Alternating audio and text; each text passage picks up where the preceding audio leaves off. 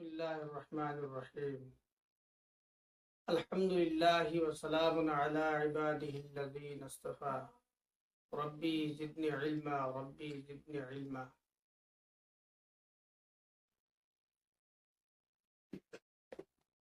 ধর্মীয় অবস্থান নিয়ে আমরা আসলে কোথায় থাকার কথা ছিল আর এখন আমরা কোথায় আছি? অন্ধকার থেকে আলোর পথে যাচ্ছি না আলো থেকে অন্ধকারের পথে যাচ্ছি? আজকে এই বিষয়টি সামনে নিয়ে আমরা কিছু গুরুত্বপূর্ণ আলোচনা করব ইনশাআল্লাহ। আপনারা একটু ধৈর্য সহকারে শোনার চেষ্টা করবেন।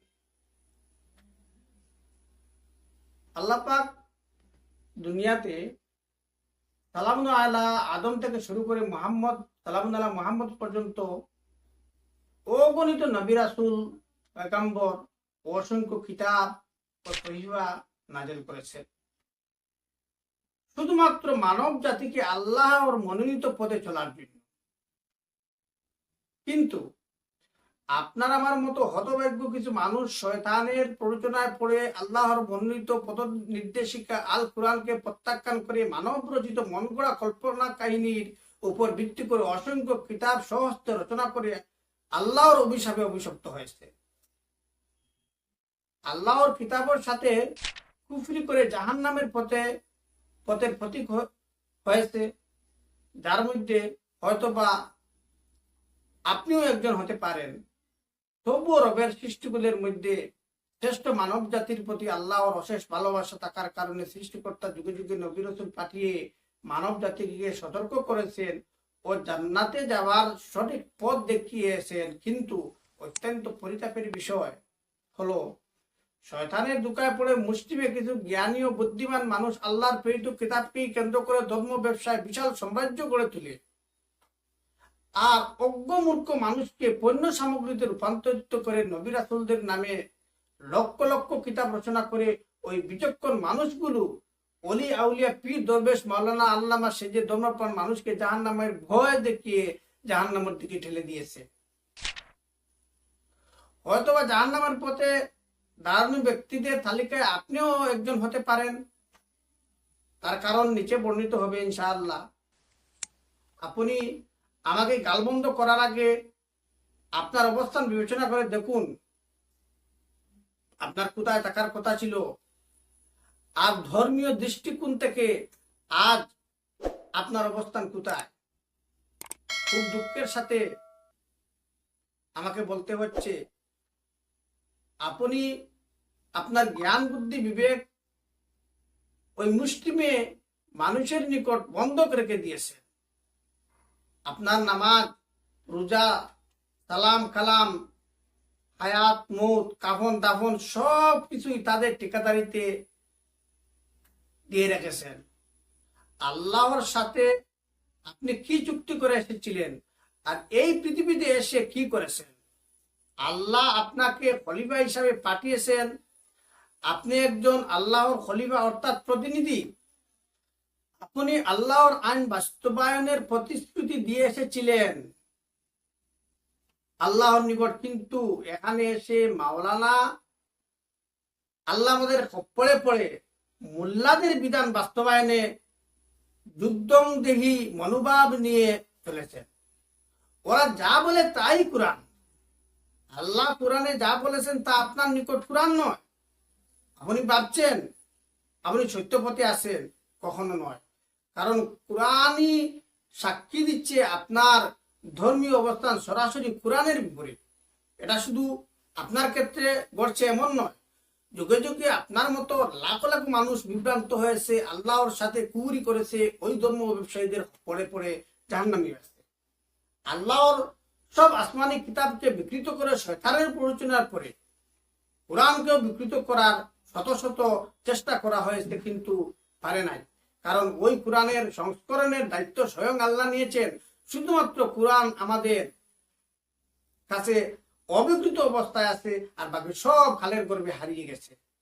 তবু ইসলামের জাত শত্রু ইহুদি খ্রিস্টানরা কোরআন বিকৃত করতে না পারলেও স্থলে বলে কৌশলে আপনার মাথা মগজ বিকৃত করে দিয়েছে, আপনাকে কুফরিতে ডুবিয়ে রেখেছে, আপনাকে ইবাদতের নামে শিরকে আকবরে নিমজ্জিত রাখতে সক্ষম হয়েছে। দুই একটি উদাহরণ না দিলে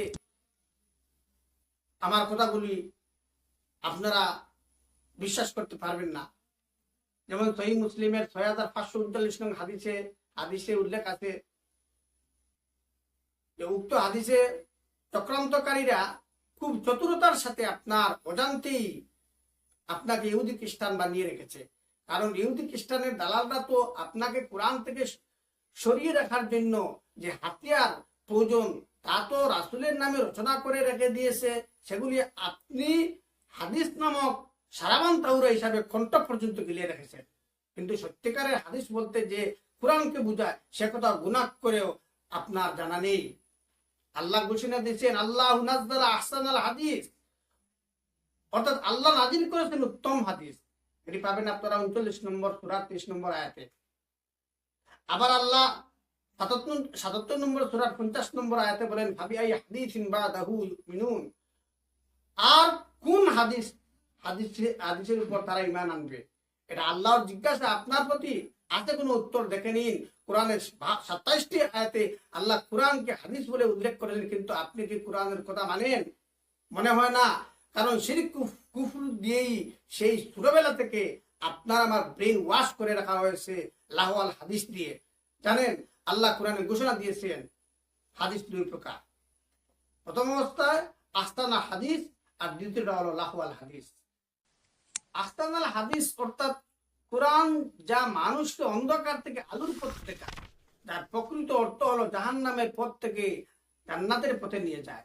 অপরদিকে লাহওয়াল হাদিস অর্থাৎ কোরআন বহির্ভূত মানব রচিত হাদিস, যা আলো থেকে অন্ধকারের দিকে নিয়ে যায়, যার বাস্তব অর্থ হলো জান্নাতের পথ থেকে জাহান্নামের পথে নিয়ে যায়। এটা আমার কথা নয়, আল্লাহ ঘোষণা দিয়েছেন। আপনি একজন মুসলমান হয়ে আল্লাহর কথাগুলির আয়াতের সাথে কুফরি করেছেন, আপনার কি কোনো ধারণা আছে? আল্লাহ আদেশ করেছেন 2 নম্বর সূরা আল বাকারার 136 নম্বর আয়াতে, তোমরা নবী রাসূলদের মধ্যে পার্থক্য করিও না, লা নুফাররিকু বাইনা আহাদিন মিন রাসূল। আল্লাহর এই আদেশ কি আপনি মানেন? না হলফ করে বলা যায় আপনি মানেন না। কারণ আপনি সালাতে শুধু 2 জন নবীর উপর দুরূদের নামে শিরক করেছেন, বাকি আরো 19 জন নবী কি দোষ করেছেন? ওনাদের উপর দুরূদ পাঠালেন না। তার মানে আপনি সূরা বাকারার 136 নং আয়াতকে প্রত্যাখ্যান করলেন। ফলে আপনি কাফির হয়ে গেলেন নাকি, না অন্য কিছু? আবার যেমন আল্লাহ পাক 4 নম্বর সূরা 86 নং আয়াতে আদেশ করেন, তোমাদেরকে যখন অভিবাদন অর্থাৎ সালাম করা হয় তখন তোমরা অনুরূপ অভিবাদন করো বা তার চেয়ে উত্তম। এখন অভিবাদন কেমন করতে হবে জিজ্ঞাসা করা যাক কোরআনকে। কোরআন উত্তর দিয়েছে ওয়াইজা জাকাল্লাযিনা ইউমিনুনা বিআয়াতিনা ফাকুল সালামুন আলাইকুম কাতাবা রাব্বুকুম আলা নাফসির রাহমা। এই ছোট্ট একটি বাক্য সালামুন আলাইকুম কথার উপর আল্লাহর রহমত কোরআন নিজের উপর ফরজ করে নেন। এটি পাবেন 4 নম্বর সূরা 54 নং আয়াতে। এই আল্লাহর রহমতের গ্যারান্টি, কিন্তু এই আয়াতের সাথেও তো আপনাকে দিয়ে আলিম নামের জালিম মোল্লারা কুরি করাচ্ছে। আল্লাহর শিখানো সালামকে বিকৃত করে তথাকথিত আলিম আপনাকে দিয়ে ইহুদিদের অনুসরণে সালাম গিলিয়ে রেখেছে। তো আপনি নিজেকে মুসলিম দাবি করেন কি দিয়ে? ভাবুন তো, আপনি কাফিরদের তালিকায় আছেন নাকি মুসলিম? একটু আগে আপনাকে আপনার অবস্থান যাচাই করে দেখার আহ্বান করেছিলাম। এই বাস্তবতাকে অস্বীকার করে মুসলিম দাবি করা কি উচিত হবে আপনার? আমাদের সৌভাগ্য যে কোরআন অবিকৃত অবস্থায় আছে, যার দায়িত্ব আল্লাহ পাক নিজে নিয়েছেন, আমরা সেই কিতাবই পড়ছি। নবীজির ইন্তেকালের 250 বছর পর লাহওয়াল হাদিস সংগ্রহের অভিযান শুরু হয়েছিল আমাদের প্রিয় নবী সালামুল্লাহ মুহাম্মদের নামে। বর্তমান প্রচলিত এবাদত যে ইহুদি নাসারাদের অনুসরণে রচিত হাদিসের ভিত্তিতে হয়েছে, তা ইসলামের গোড়ার দিক থেকে কিছু ঐতিহাসিক ঘটনা পর্যালোচনা করলে স্পষ্ট হয়ে যাবে। উমাইয়া খেলাফতের সূচনা লগ্নে নবীর বংশধরকে হত্যা করে মাবিয়ার পুত্র এজিদ খেলাফতের আসন দখল করে। ফলে ইসলাম দরদি অসংখ্য মানুষ এজিদের প্রতি সন্তুষ্ট হয়ে ওঠে। তখন উমাইয়া বংশধর এজিদ ইসলামের অজাত শত্রু ইহুদি খ্রিস্টানদের কুমন্ত্রণা ও সহযোগিতায় মানুষকে দমন করার উদ্দেশ্যে মুহাম্মদের নামে লক্ষ লক্ষ জাল হাদিস রচনা শুরু করে। ফলে তখনকার সরলম্বনা ধর্মপ্রাণ মানুষ আল্লাহর বয়ে তথা বেহেশতের আশায় মুহাম্মদের নামে রচিত জাল হাদিসের কবলে পড়ে ধীরে ধীরে এজিদের প্রতি সমর্থন দিতে শুরু করে। এভাবেই এজিদের সিংহাসন আবু জেহেল পন্থী আলিম ওলামা ও ইহুদি খ্রিস্টানদের সহযোগিতায় স্থায়িত্ব লাভ করে। পরবর্তীতে এই উমাইয়া বংশধরদের খেলাফত 661 খ্রিস্টাব্দ থেকে 750 খ্রিস্টাব্দ পর্যন্ত এই 89 বছর শাসন ক্ষমতায় ছিল। এখান থেকেই নবীজির কুরআন ভিত্তিক ইসলামের পতন শুরু হয় এবং ইহুদি খ্রিস্টানদের ষড়যন্ত্রে রচিত মুহাম্মদের নামে জাল হাদিসের ভিত্তি শিরিক ও কুফরিযুক্ত ইবাদত প্রতিষ্ঠা লাভ করে, যার দলিল মুসলিম শরীফের 6539 নং হাদিসে স্পষ্ট দেখা যায়। উক্ত হাদিসে বলা হয়েছে ইহুদি খ্রিস্টানদের পদে পদে অনুসরণ করতে হবে। কি আশ্চর্যের কথা! বাবা যায় নবী মুহাম্মদ এমনতর আদেশ সাহাবীদেরকে কি দিয়েছেন, কমসিদ কালেও হতে পারে না।